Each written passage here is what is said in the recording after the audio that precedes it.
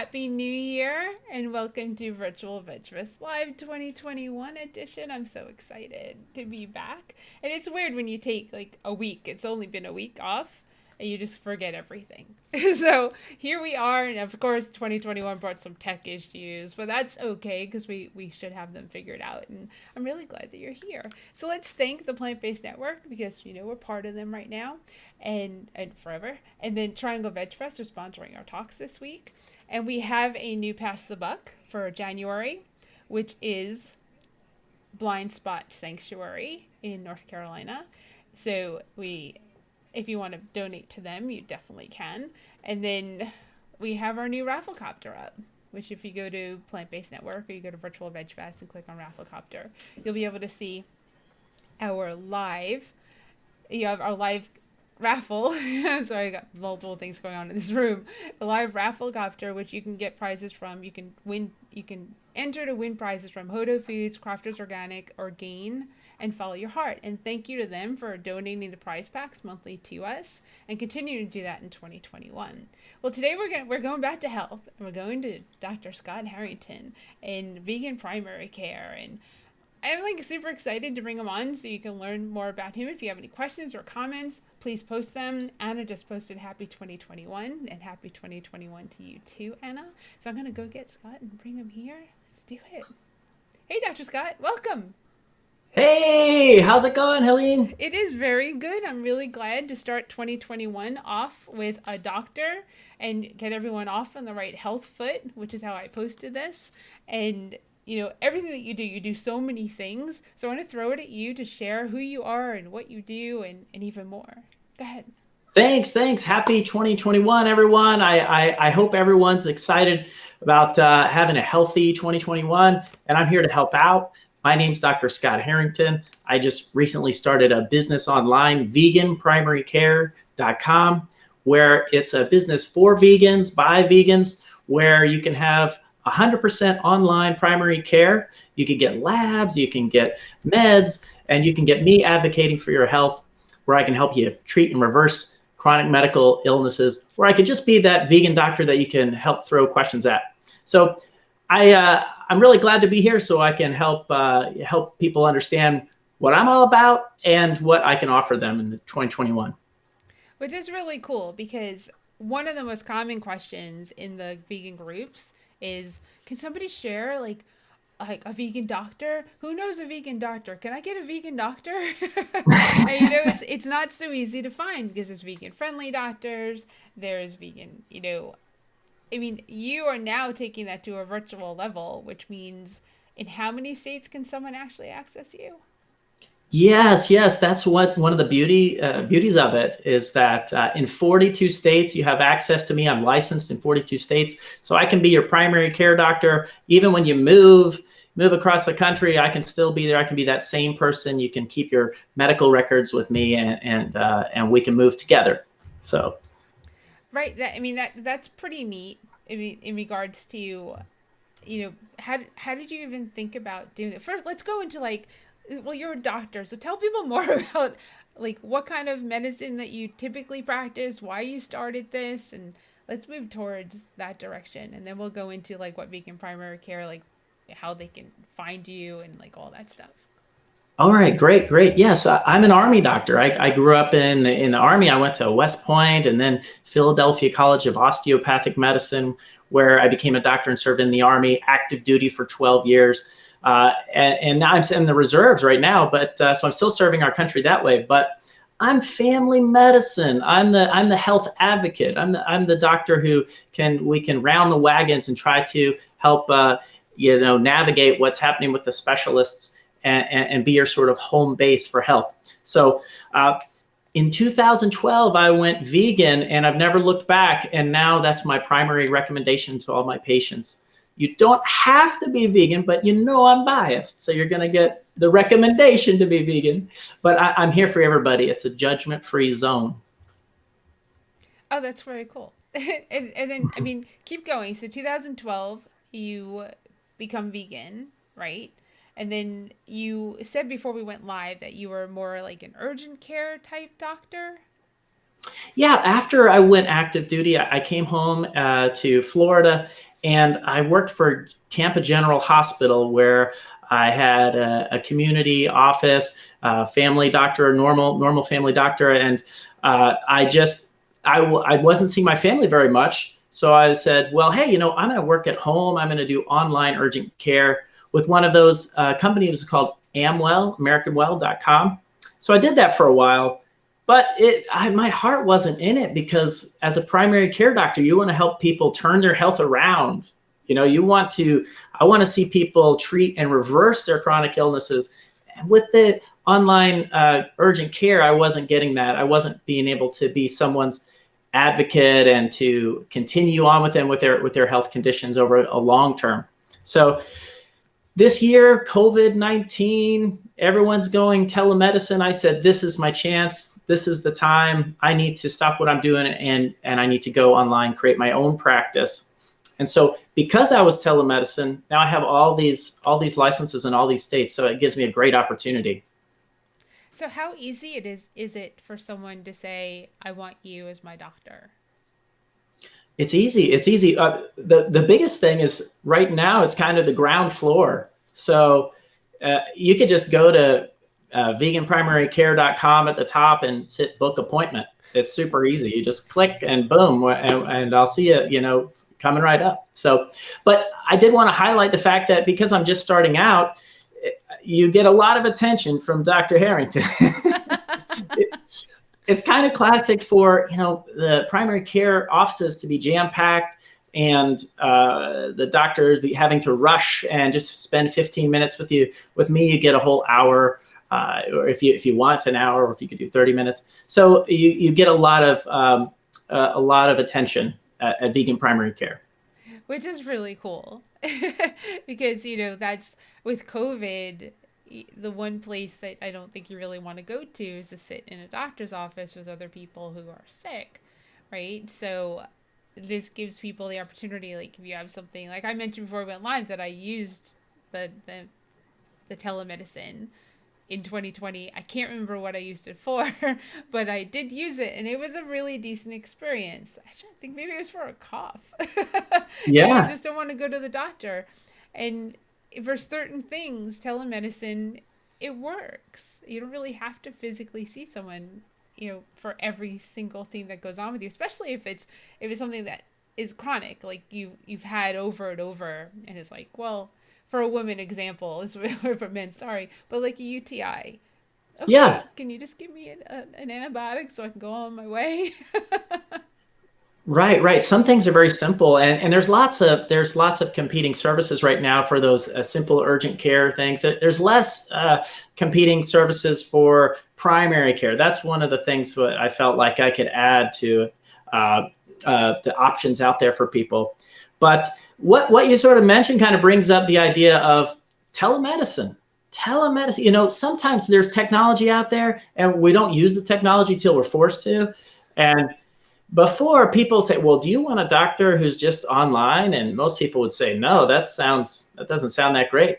But now with telemedicine and COVID-19, everyone's like, I want a doctor who's online so I could just see him from the comfort of my own home.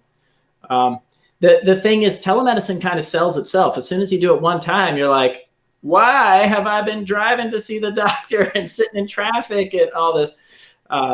There are limitations, of course. When you need an urgent care visit, if there's something that needs to be tested urgently, if there's, you think you may have pneumonia or sometimes a well woman exam. Obviously, we can't do a well woman exam. So I do tell my patients to have an OBGYN and to know, like, locally good urgent care or ER when there's emergency type things. Right. No, that totally makes sense. Now, I mean, you're a great representative for yourself. You seem pretty cool. You're happy. You're outgoing. You're upbeat. you know. Thank you very much, Helena. I'll take it. Well, also, what's important is that I think another main issue people have when they go to the doctor, and one of the reasons why people leave their doctors, is they bring up veganism, and the doctor's just like, well, I think you should be eating, like, let's check this off. I think you should go back to eating meat and some dairy. And you're like sitting there going, do you know what you're talking about? And then the doctor's, then you just say, new doctor. Because you Right. don't understand me. I need you to understand me if you're going to be my doctor. And listen to me if you're going to be my doctor. Right? Right. So it sounds Right. like you hear your patients and you already understand some of the stuff that we'd be coming to you with, right? Yes, yes, yes.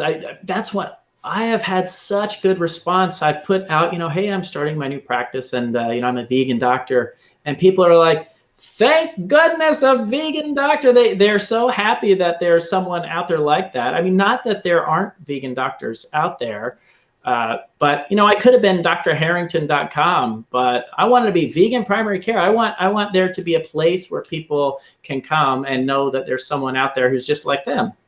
And it is so frustrating. You can't blame the doctors too much in terms of, it's like they didn't know that they didn't know about veganism. But as soon as you get turned on to it and then you see the evidence, it's a wonder that all the doctors aren't vegan by now. I can't even believe it's 2021 and every doctor's not vegan. So yeah, you're not going to be getting asked where you get your protein, and eggs are the perfect food and all that business from me. So you don't have to worry about that. You're at home base. But I'm kind of curious, why did you go vegan?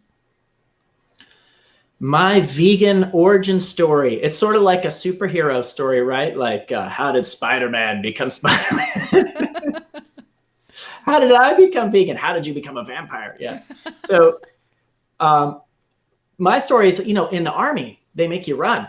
They make you run, and I'm on the standard American diet, and I'm eating what I think is healthily. And but every year you gain 1 or 2 pounds, and when they make you run, my run times kept going lower and lower, and I was like, oh my gosh, as a family doctor, my number one recommendation to all my patients was you have to lose weight, and they seem to all fail in general, because I would tell them, oh, you need to eat a standard American diet, just eat less of it, smaller portions, and you need to exercise more. And they failed. They all failed. And well, I said, well, they must just not have good willpower. So I said, well, I'm a doctor. I can do this. And so I ate less standard American diet and I exercised a lot. And guess what happened? I failed. I failed miserably. I couldn't lose weight. And then I lost hope. Can you imagine? Here I am, a doctor. My number one recommendation is for people to lose weight. And I failed miserably. And I thought, man, there must be no hope. I'm just going to be prescribing people meds and they're just going to get worse and worse. But because I was in this dark place, that's when I saw Forks Over Knives, the movie. It was in 2012. And the light just went off.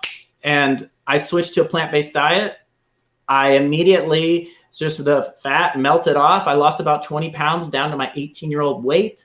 All my medical problems improved. I had mild blood pressure, mild blood sugar. I had heartburn and acne and constipation.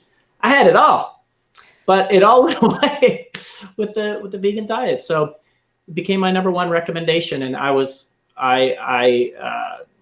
been there. I've transitioned to a vegan diet. And so I know recipes and tips and the whole 9 yards. And so I feel like I can be a great advocate for people when they're trying to reverse their illnesses. That's fantastic. Forks Over Knives is my go-to movie to share with people. And you're right. If every doctor watched that, they're either putting their head in the sand or they change, because it's medical based. It's science based, because it's Dr. Campbell and Dr. Esselton. Oh I mean, yeah. I'm really glad that was the movie that sparked your catalyst for change, because it is one of my favorites. And there's Oh no yeah. gore in it. There's no animals being harmed in the movie. It's really, I say, if you can come out of that movie and you'll still eat dairy, then you didn't really watch the movie. Right. Yeah, you didn't hear about the whey protein that Dr. T. Colin Campbell was talking about, increasing the protein from the whey protein, increased the cancer rates when studied. So that was dramatic. My Yeah. favorite scene in that movie, I'm sorry, my Yeah. favorite scene in that movie was Dr. Furman. Dr. Furman was meeting with a patient and he was going through all the different medicines, all the different problems. And they wrote down about 11 problems or 12 or something. And, the medicines. And Dr. Furman was like, okay, we'll get you off those medicines. And, to a family doctor who's in the trenches and is struggling with the patients to try to get them off their medicines and try to help them heal, that was sort of laughable. Like, get them off their medicines. That's just ridiculous. And then when you see the people's just transformation, and then when you live it, it just, how could you not be advocating for that? Oh, that makes me so happy to hear. So we do have Betty Ann said that you were so funny, but then she just asked a question. I think there's a question there. So I don't need any more any. So I don't need any meat, but my problem is when I'm at my family's, they think it's crazy and nuts. We've all been there, by the way. It's very they don't understand how they could be so healthy if they just stop eating meat. Yeah, it's. I mean, talk to someone who gave up red meat when I was 15. My family thought I was out of my mind. Yes. So Helene, you are the trendsetter. You're the people who had a lot more discrimination, right? And people are still kind of being treated as freaks or something when they try to make this change. And you will. So I'm really glad that you brought this out. What about the friction that you go through? So there's lots of different ways to handle this.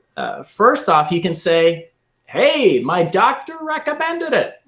Yeah, you can blame it on your doctor, and if you want to, blame it on Dr. Harrington or any of the other vegan royalty, the Dr. Gregor and Dr. Barnard and Dr. Ornish, and or you can sort of deflect by saying, "Oh, I'm just trying it for a month." Just you can kind of deflect that way. You could read the room. You could go into an explanation. The or I like to always bring up the gorilla. They say, "Hey, a gorilla only eats plants. He's really strong. He could rip your head off." Like not you know where does he get his protein? He's just eating like leaves and shoots and stuff. And so there's lots of ways to do it, but it's probably easiest to deflect unless you're one-on-one and you're having a real honest discussion, and then maybe talk to them about one of the vegan documentaries. Of course, I recommend Forks Over Knives. Game Changers is what I recommend if they're male, they want to be tough. Game Changers is a great movie for men to watch, and for Yeah, women yeah. who want to be with men. It's really, and men who want to be with men. It's a really good movie for, and if you haven't watched it, then we've probably piqued your curiosity. You want to watch the movie. Yeah, Game Changers is. I thought, oh no, Game Changers comes out. This is a game changer, and there's not going to be any omnivores left. It'll just be all vegans. But it's a hard habit to break. I understand. You're right. So to go backwards a little bit, which makes me pretty excited. Richard Hubbard, you're his doctor. He's going to be on. I think this month. I don't know. It's either this month or next month. It's definitely this month. I think it's this week coming up. I think. I can neither confirm nor deny anything about my patient information. We said hi, Dr. Hamilton, my new primary doctor. You might have given it away a little. Those are his words. Those are his words. But I'm glad to be anybody's doctor. And when we have especially sort of vegan royalty like him, so that's I'm very lucky. I'm blessed. Yeah, that's pretty exciting. I should probably look at my calendar for the week. I normally do that at the end. I like pull up my calendar on my phone and go, "Who's up this week?" I think it's a week of health. I I looked at it, but it's hard to remember. I'm booked through March, so That's this awesome. this is really cool. I mean, you are clearly fun. Have you thought about, I mean, vegan primary care, but what about children? I think you'd be a great children's doctor. I joke around. My friends and family and my wife, they kind of joke around because sometimes I'll use like, sort of baby talk. I'll be like, did you do, and that's because as a family doctor, it's cradle to grave. You're treating pediatric population and geriatric population. So a big part of a family practice is also pediatrics, and so yeah, I work with kids. I love working with kids, and the that brings out the sort of point about the vegan diet for children and the vegan diet for pregnant women, where it seems to be the last area of, well, I'll go vegan, but I'm not, I'm definitely going to feed my children, eggs and meat and stuff because they're worried. They said I can experiment on myself, but I'm not going to experiment with my children. But when you think about some of the medical problems in kids the most common one is constipation. Most kids tend to be constipated when eating the standard American diet. And another big one is asthma. And then when they hit adolescence, acne. So you can save your children so much agony if you put them on a vegan diet that it just saves so many of the medical problems that you just be going for preventative care for like vaccinations and stuff like that. Yeah, I mean, one of the things that I want to say to parents of children that aren't following a plant-based or vegan diet, and if I get permission to say it, I do, is you're feeding your child cancer, diabetes, cholesterol, heart disease. And that child, I mean, if we all knew this when we were children, that's our foundation for our future bodies, our future health. It is so important to take care of that little body and do the best by it that you possibly can. So to feed the animal products, the cholesterol, the oil, the salt, the processed sugar is just setting your child up for a future of diabetes, cancer, heart disease, strokes, high cholesterol, high blood pressure. I mean, if you can't hear it in that, I know some people that feed their kids the vegan diet, but they themselves don't eat it. But at least they get that you don't want to feed poison. To me, it equates to putting poison into your child's body, which is really scary to me. That's great. You need to come work for me. I think you're on message. You are on message, Helene. No, it's hard. It's hard, with the judgment, trying to be non-judgmental, but also trying to lead people in the right direction. And it's hard. But when you're switching to when you're doing a dietary change, if you tell someone, oh, this is going to help you prevent cancer, or this is going to help you prevent all these things far down the road, it sometimes falls on deaf ears, or you can sort of ignore it. So I like to try to focus on the things that are right now, or the vanity metrics, like acne, or the things that, erectile dysfunction, things that are going to help you now, because that is what sort of changes behavior. The heartburn, oh my gosh, a high fat diet, which tends to be, meat and cheese, causes heartburn. And some people have had heartburn for years and years and years. And when they switch to a plant-based diet, it dramatically improves. I mean, so that's something that helps right away. So let's go over some of these questions because there's a lot of them. You're very popular. So Mary Beth asks, do you take insurance? Are the checkups virtual? Yes. So this is kind of a stumbling block for vegan primary care. Honestly, I want to take insurance. I want to take insurance in every state that I'm licensed in. I'm starting in Florida because that's my home state. And right now I have Cigna and Medicare in Florida. But the states, you have to apply to each state separately. And so right now I'm working through Oregon with applications, and I'm working through California and Texas, and it's really long. And so the long and short of it is that right now, more insurance companies are coming in the future, but right now it's Cigna and Medicare in Florida. So it's a cash basis, $154 an hour or $75 for 30 minutes. and you can use a health savings account.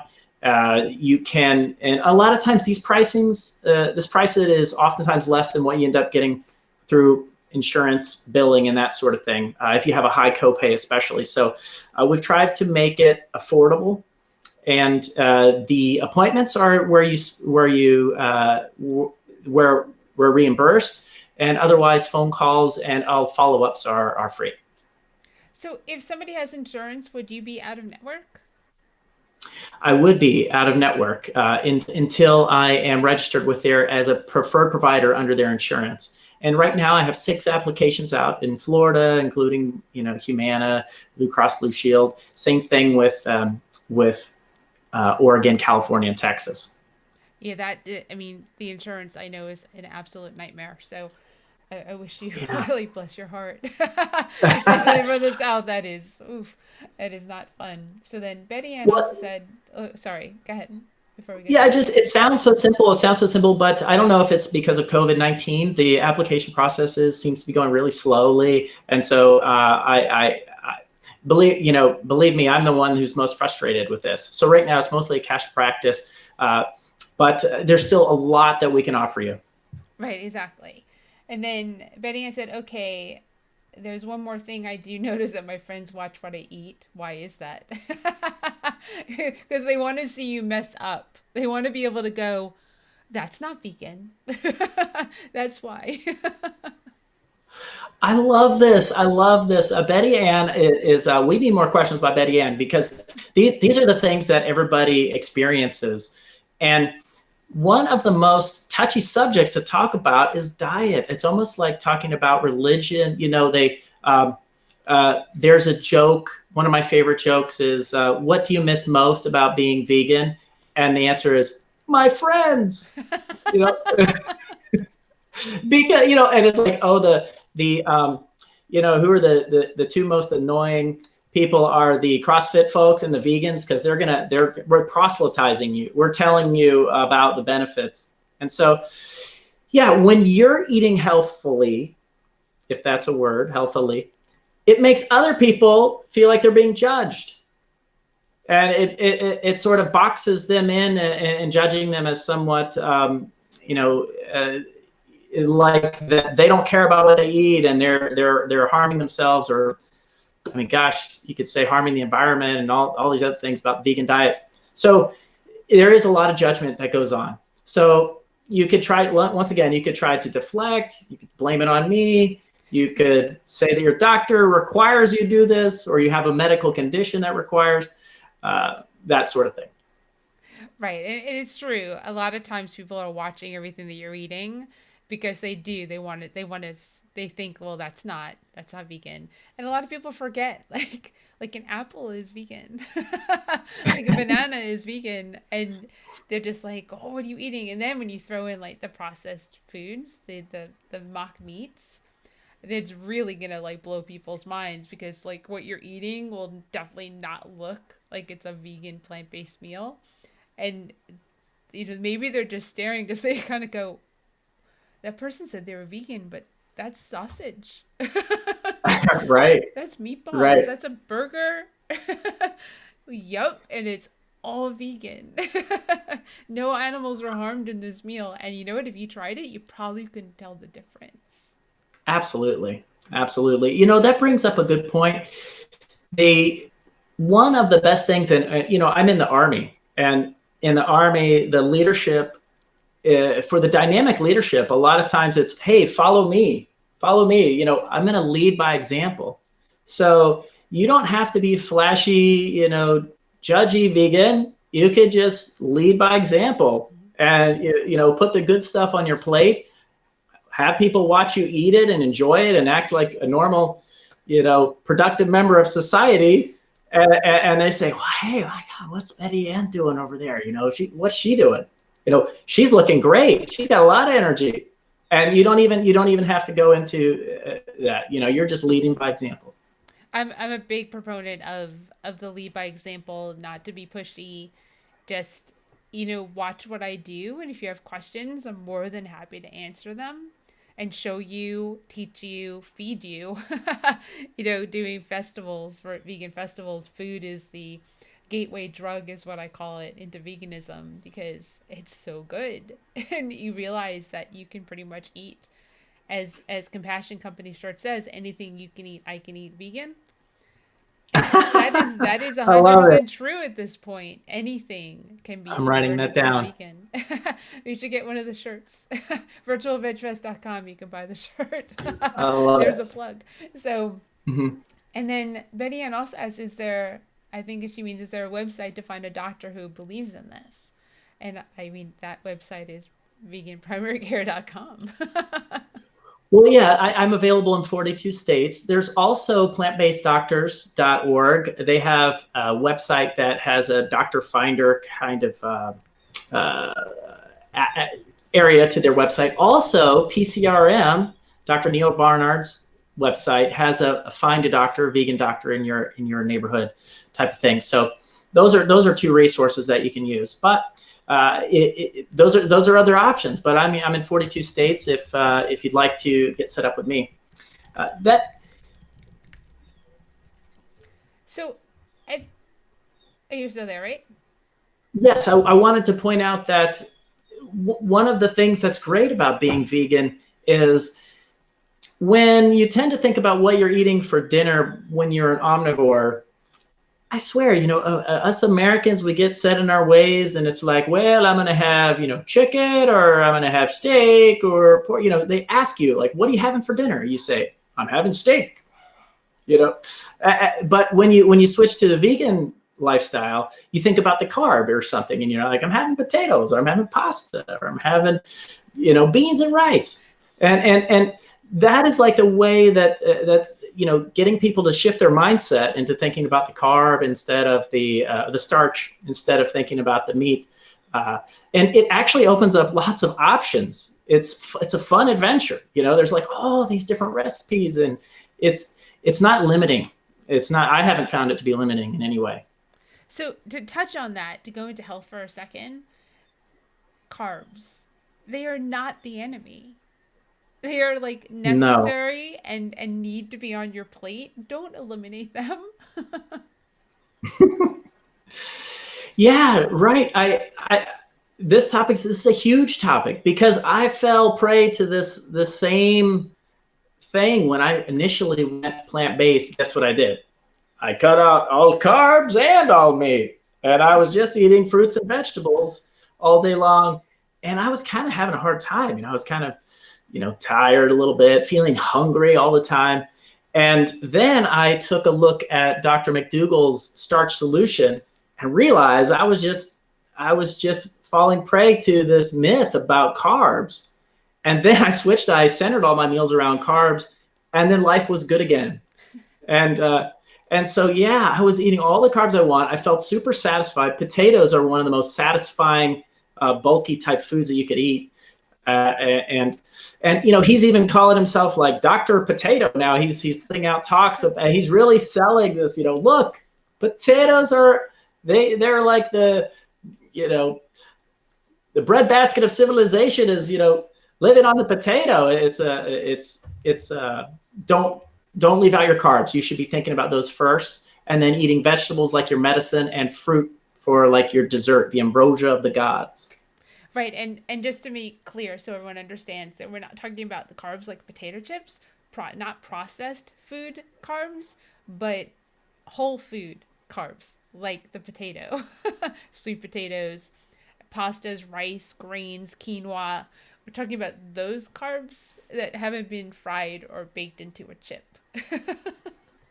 Absolutely, Helene. I couldn't have put it better myself. Yeah, a potato or a potato chip is just a scaffolding for them to put a bunch of unhealthy oil on. So, yeah, you're getting mostly oil, and we know that that's just liquid fat, and it's not good for you. Right, and that's is so important. I mean, the concept of when people think going vegan that they're gonna have to give up so much, when you really aren't gonna give up so much. You're actually gonna add like things in that you're taking away and you're adding at the same time. But for health reasons, if you eat an unhealthy vegan diet, and this is Dr. Kim Andrews said this at a Peapod conference. If you eat an unhealthy vegan diet, it's just as bad as eating the standard American diet, if not worse.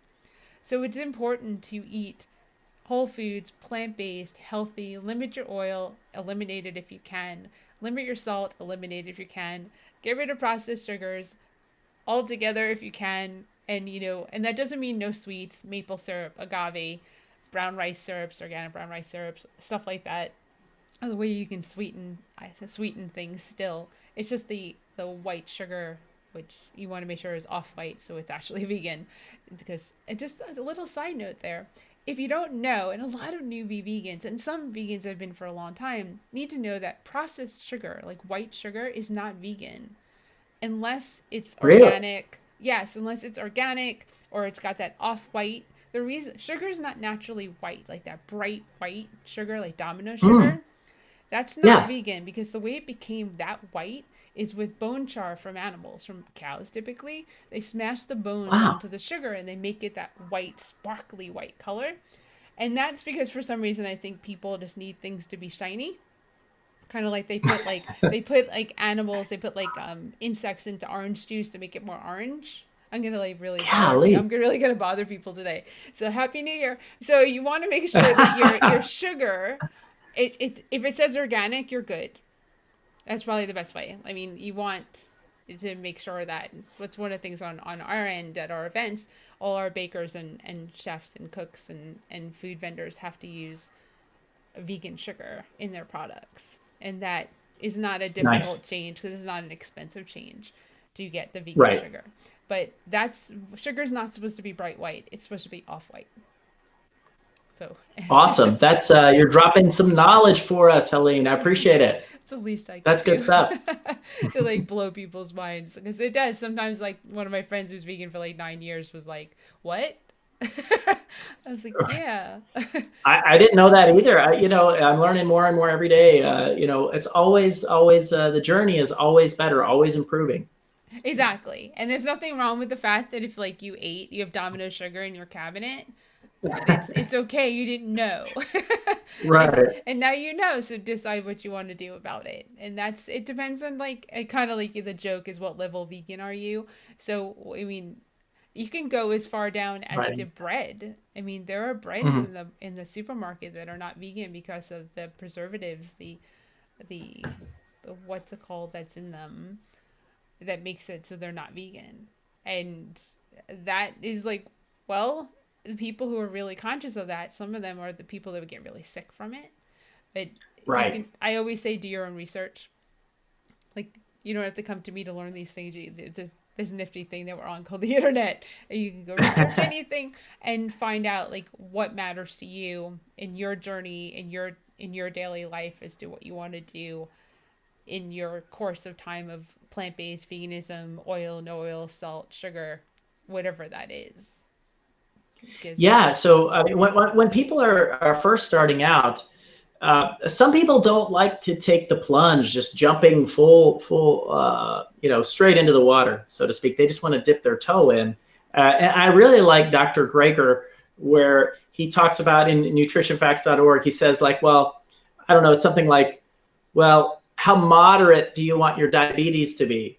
He says, everything in moderation. How moderate do you want your heart disease to be? Yeah. So of course, when you make the full leap and you go off dairy, off eggs, off meat, off cheese, you're gonna have the most benefit.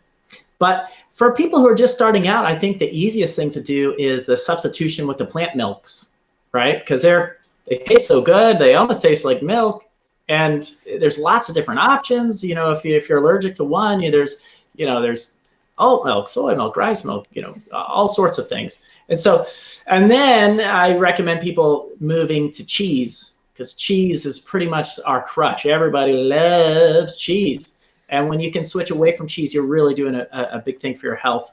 And then, eggs are probably number one for cholesterol intake, especially, of egg yolks. And then the meat, and then if you really, some people, they just can't take it. Maybe they're a hunter or something like that. We'll have a little piece of meat or something in your chow mein, or as something that you just eat on special occasions. Once you start, I don't know why you'd want to do that on a special occasion, because you feel so great, but that's sort of a way to do a toe in approach. I agree with you 100%. It's been brought up on this all of 2020 whenever we have somebody on who's in the health field. This always comes up, and it's what I do if someone says, well, what should I give up first? And my first thing is dairy. Before meat, dairy, it's insidious. It's absolutely horrible for your body.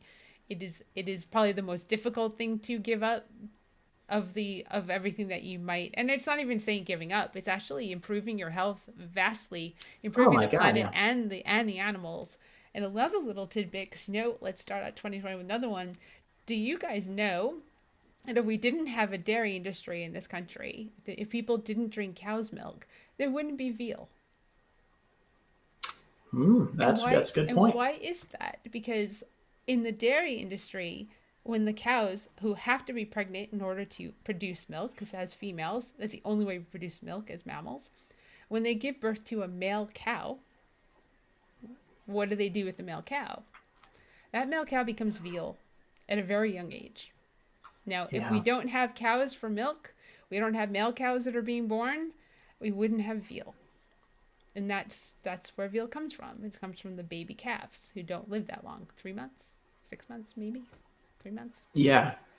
So that's, I mean, Yeah. sorry to So, go that direction, but well, that brings up the point. I started, in 2012. I started for health.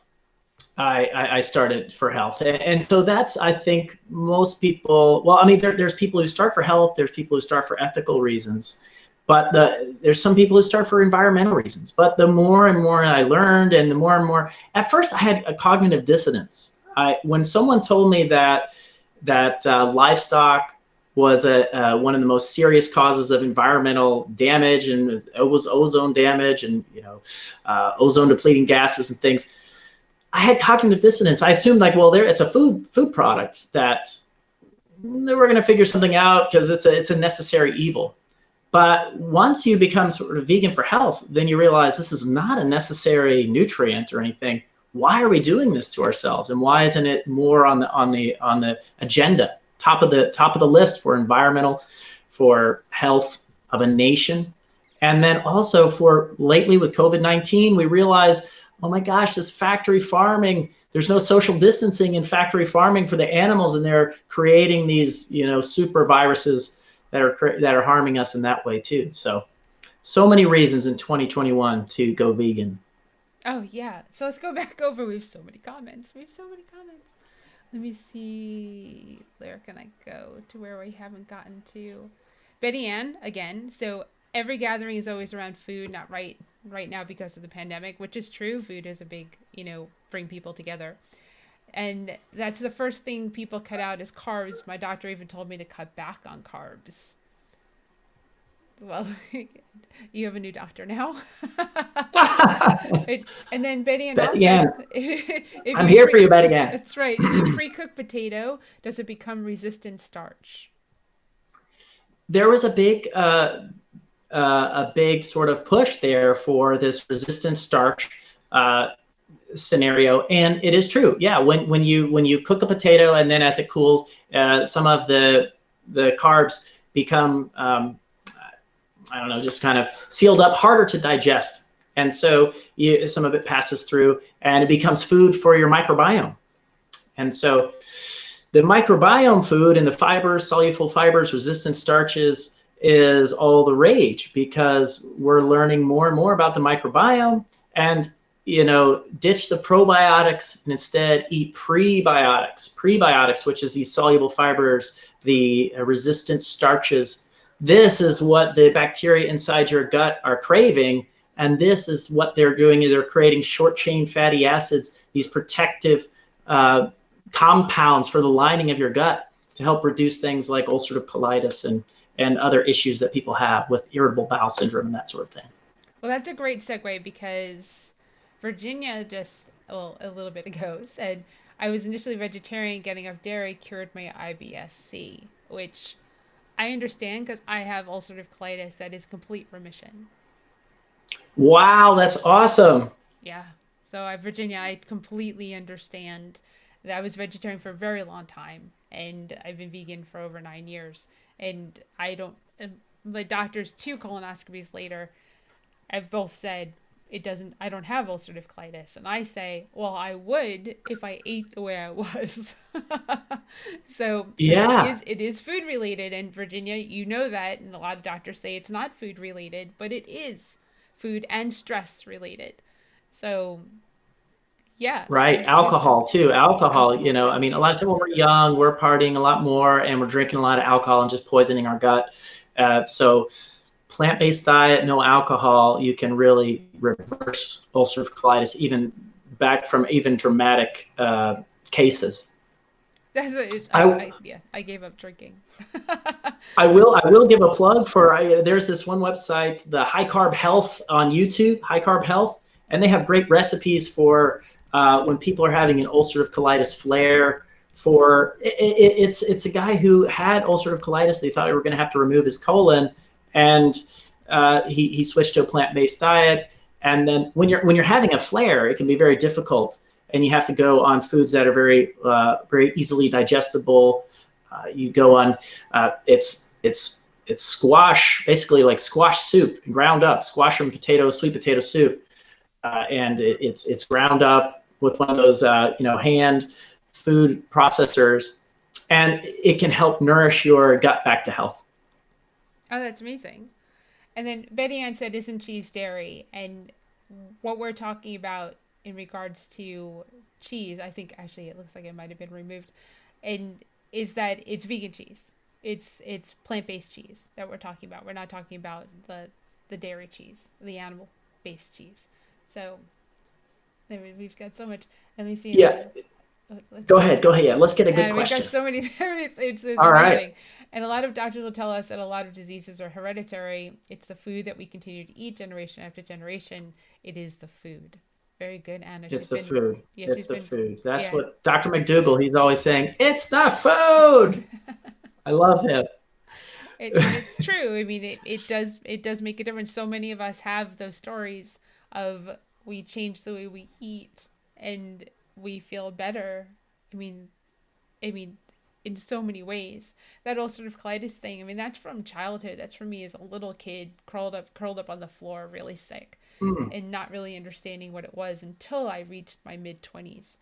And then medicine, and nobody ever really said. I realized it was stress related, and I realized it was food related.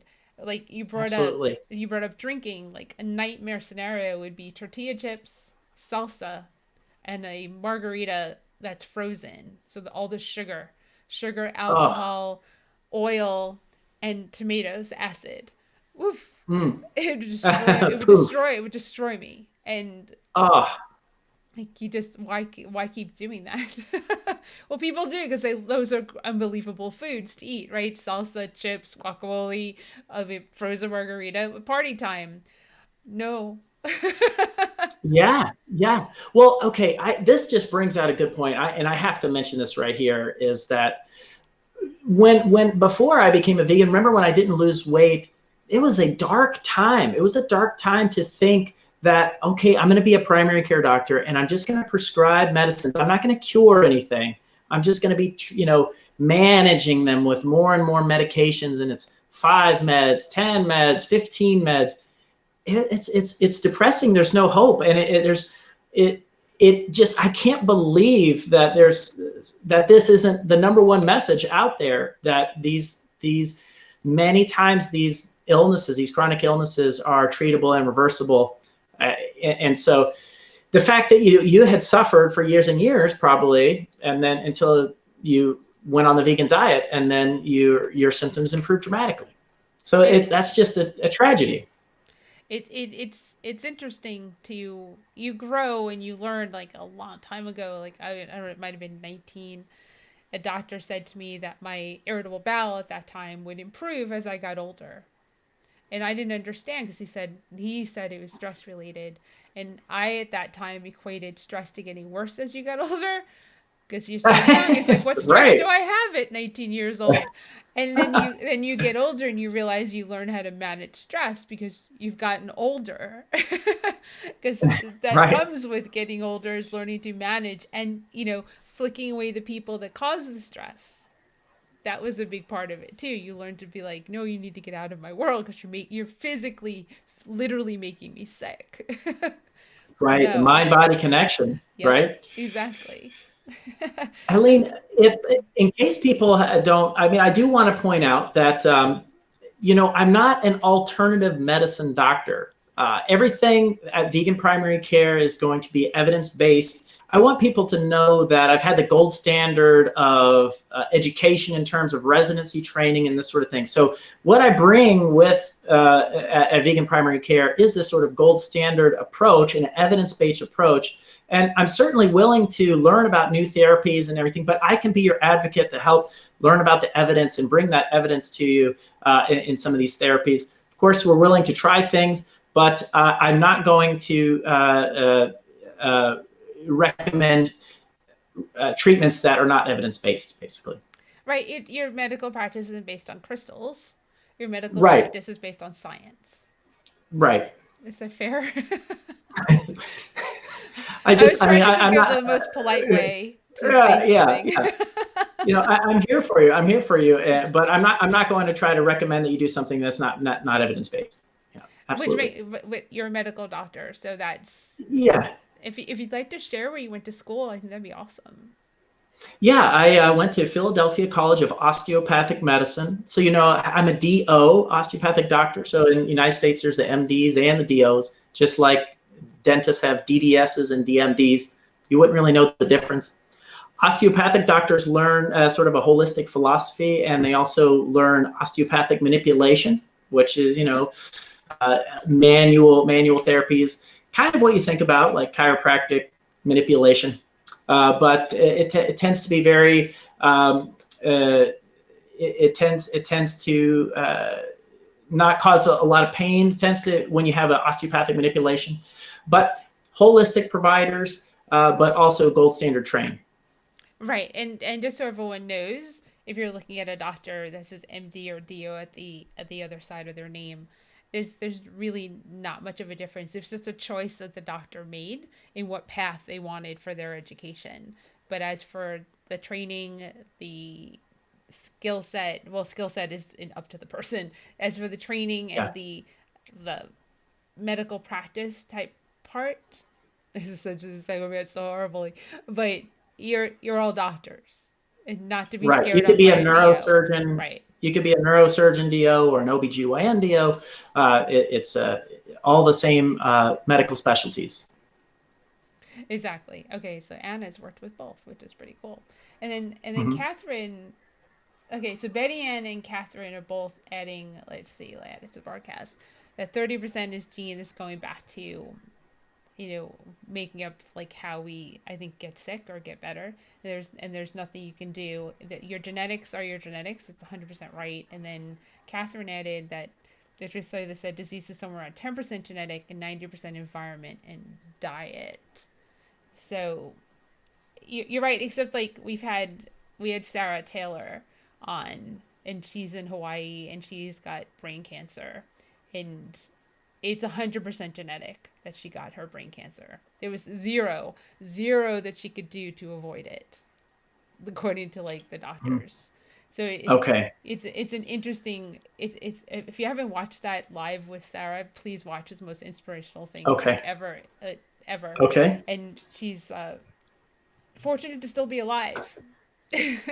And That's amazing. incredibly positive at the same time. So I mean, Wow. to go along with that, yeah, right. You're right. Everyone has got genes, and you can kind of manipulate where those go with your diet and how you treat with exercise and stuff. But there are some people like Sarah.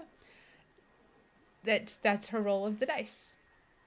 That's Yeah. it. Yeah. So I used to think, well, I tend to think that, and I'm peddling the idea that when you go plant-based or vegan, it's like unicorns and rainbows. Everything improves. It's like magical, and it is. But there are genetics. Some folks have like the cholesterol gene, familial hypocholesterolemia. Where your cholesterol is going to be 200 whether you're vegan or not. So there are things. What's the saying where the genes load the gun and the environment pulls the trigger? So that if you're bad at math in school, you still have to do math. So I mean, even if you have like genetic problems in your family, that doesn't mean time to give up. That means time to eat even better, be more conscious about what you're eating, because you may be able to change your destiny. Right, and exercise. Let's not forget about that. There's a two-part factor here, is that you need to keep your body moving. It's incredibly important to keep your body moving. And like, I'll jump in. I'll throw COVID in there. One of the things they say, like the most recent information about if you are positive with COVID, is as much as you don't have any energy, you have to make yourself move. You have to get Oh, up. right. Yes. You have to you your lungs will fill up with fluid potentially if you don't move. So as difficult as it is, move. Stand up, Absolutely. stand up Yeah. every half hour. Just even if you need help, do it because it could be the difference between life and death. Yeah, you're mobilizing fluids. You're turning on different genes that help with your immune system. I just recently went to a lifestyle medicine conference, and they talked about how exercise is aggressively mobilizing your immune system for things like remodeling and stuff after you exercise, and so it turns those genes on. Um, I kind of joke around about exercise because when a lot of the bodybuilders will say, like it's all diet, it's all diet, because it seems like diet has the strongest effect on our body composition. And I joke around that exercise is all about mental health, because how do you be depressed when you're getting all those endorphins running through your body, and how do you be anxious when you felt that release of exercise? So but it's you're absolutely right, Helene. It really improves your immune system, and it helps reduce injuries, and it keeps you vital throughout your life. Right, and it goes hand in hand. I mean, it's easy to do one. Sometimes it's more difficult to do the two together. But we're not talking that you have to go out and do an hour's worth of exercise a day. Start with a few minutes and then work your way up to 10 minutes and then see how you feel. And then from there, work your way up to 30 minutes a day. Add it into your routine. It'll be life changing. And that's coming from somebody who in 2020 dropped 30 pounds and started exercising Wow. daily. I'm over 200 days in. I'm probably 220-ish days straight of exercising.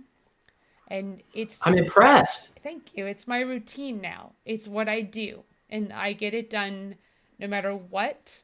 It could be 1 in the morning, which ends up being the next day, but I get it done because it's my commitment to myself, not to anybody else, but to my health and to getting my cholesterol numbers down because I might genetically have that issue, but to keeping them down.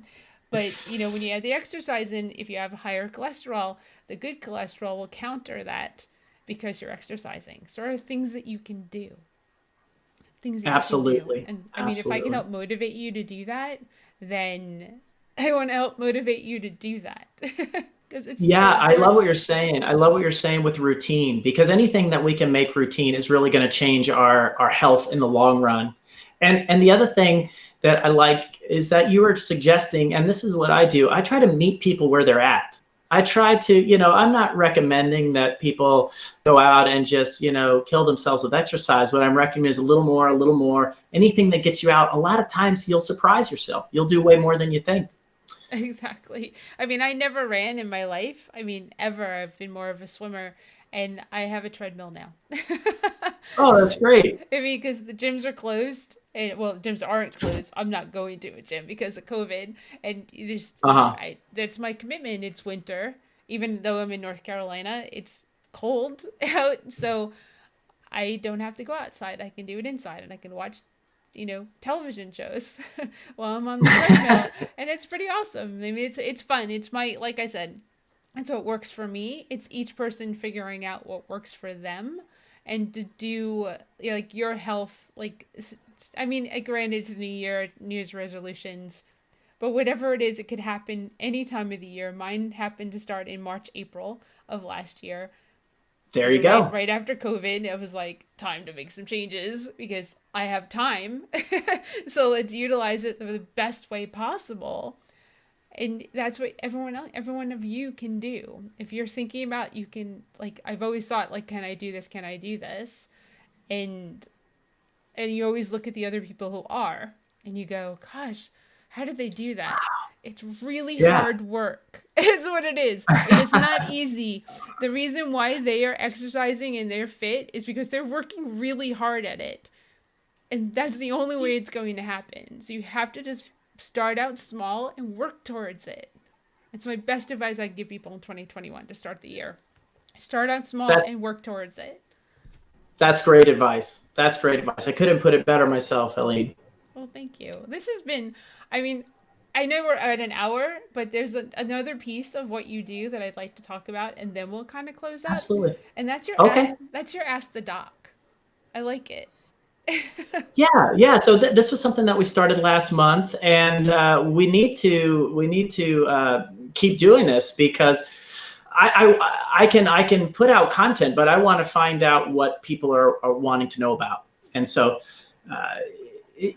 there's lots of resources out there, and I want to try to be an authority figure as well. So I want to start doing that more and more. And I was going to say, if you Go don't know ahead. what we're talking about, is that there's on the Vegan Primary Care page and on your personal page that you have Ask the Doc, like, ask me questions, and then you do a video live. Well, I don't think it's live. It might be recorded. I'm not sure. I think it's live. It's recorded. It's recorded. Okay, Yep. so you can edit Yep. it. And you answer the Yeah. questions that people want to know the answers to. And then people can ask questions during it, I think you get to afterwards.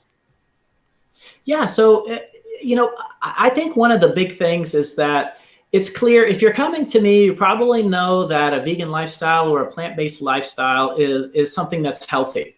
I mean, let's face it, and there's so many documentaries out there. So it's really about the nuts and bolts of how do you make that happen? How do I get through my own hurdles?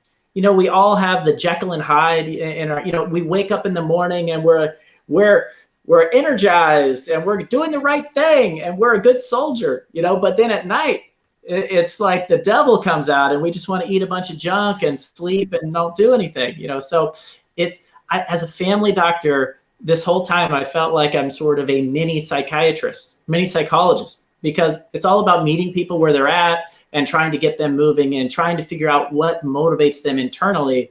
Is it your family? Is it you want to live a long time for your grandkids? Is it because I want to be able to do things? So that's what I bring to the table as someone that's not just going to tell you, hey, you got to exercise more and eat a vegan diet. I can help meet you where you're at and get you onto the next step of living a healthy life. Well, we've gotten lots of kudos, which is amazing. Thank you for this live. Thank you so much. You both are amazing. I've learned so much. I really appreciate this live. It's from Anna and Melissa and Betty Ann. I mean, really, you can be like the inspirational doc. There you go. There you go. You can do it. Exactly. And that's, I think, what a lot of people need to hear is that they can do it and that they have the support to do it. And then they have, for you, the medical side, the doctor, to help them with the blood work and, your cholesterol and your blood pressure and these things that, you kind of want to track and make sure you're okay. With COVID, your the oximeter, to make sure that your Right. oxygen levels, like it's not dropping, because you wouldn't know if it was. So there's certain Right. things that you are there along with someone on that journey, and you'll understand. That, I think, is the coolest thing, is that you will understand where people are, and to meet people where they're at. That's a very Gene Bauer thing to say, which, from Farm Sanctuary, Right. which is, he's always Yeah. like, meet people, common ground, right? So Yes. it's a really, really neat. And Charlotte said, thank you, Dr. Harrington. So it's really, so people want to find you, get in touch with you, become your patient. How would they do it? All right. Go to veganprimarycare.com. At the top of the page, there's book appointment. It's real simple. It's a point and click, and you can make an appointment through a Calendly link. And then If you want to see me on Facebook, I'm at Vegan Primary Care Facebook page. I'm on Instagram, Vegan Primary Care. And Twitter, Vegan Primary Care was longer than 15 words, so I had to be Vegan Primary Doc. Yes, I saw that. Yeah. Facebook and Twitter. I'll put Yeah. in the notes of vegan Yep. primary doc. There we go. You know, this is So it's time to take back your health. It's 2021. We want to get healthy. We want to live our best life in 2021. And so I would love to be your doctor, be your health advocate, and treat and reverse your chronic illnesses and be there for you in 2021. So come out and see me at veganprimarycare.com. that is the best way for you to advocate for you. Thank you so much for starting off our 2021. This has been so great. I hope each talk each week is just Yeah, as yeah. it's just as lively and active as this one, because this was like, so much fun. And we got Medicare in Florida. Great. Okay, very good. We get so comments Yes. coming in. And then thank you so much from Susan, who's part of the Plant Based Network team, which is awesome as well. Thanks, Susan. Thank you for supporting us. And then, Thanks, Charlotte. yeah, no, I mean, Yeah. have a great 2021. And, I know you wanted to come on like at the end of the month to follow up, but I think we'll definitely follow up with you to see how things are going towards like the middle of the year. Okay, I think that would be great. I really would love cool. it. I'd be honored. And then we'll talk to you about stuff that we could do with the Plant Based Network as well. Okay, great. All right, well, have a great rest of your day. It was my pleasure. All right, thank you, Dr. Scott. Bye-bye. Bye. Wow. Thank you, Okay. everyone. I can like put him on mute. So thank you, everyone, for being a part of our first 2021 virtual Veg Fest Live. You're all absolutely amazing. And when it comes time where I don't have to talk to you about a mask, that'll be amazing too. So please wear a mask over your nose, under your chin. Incredibly important. If you go out, bring one. Don't forget it. If you forget it, don't be around people. But you know what? Wear your mask correctly. It can't be like this, because you know what? Because your nose is connected to your lungs, so it renders this useless if you don't cover your nose and your mouth when you wear this mask outside. Please social distance. Please be kind to people. It's stressful out there with, a deadly virus. And then, you know what? If you have the means, go buy takeout and curbside pickup from your favorite vegan restaurants and restaurants that support vegan friendly food and plant based food safely. Go do that. I don't recommend going inside a restaurant, take your mask off, and eating inside at all. It's not a good idea. You expose yourself to COVID. But curbside pickup, help those restaurants and help those vegan friendly businesses survive COVID, survive the pandemic, so that when we can all get back and be together, we can be together inside at these restaurants that made it through this really difficult time. So it's Sunday, so next week we start our first full week of 2 live talks. On Thursday, Richard Hubbard is joining us at 4 p.m. Eastern Standard Time, and he was on this call, which is like on this live, which is pretty cool. Hi, Richard. And then on Saturday, we are going live with Amy Goldstein, who is half the woman that I used to be on Facebook. So it's a week of health, and we're super excited about it. And both talks are at 4 p.m. And go do our rafflecopter, go shop virtualvegfest.com. Thank you, Triangle Veg Fest, which is our nonprofit, for supporting these live talks. Our blind spotters are past the buck for January, and you're all amazing. And the last comments that came through, thank you, thank you, thank you. We'll get to them after the live. We'll be on YouTube after this if you missed anything, or if you just want to watch it or share it with anybody else. And go subscribe to YouTube. That'd be awesome. So thank you, and we'll see you next week. Bye.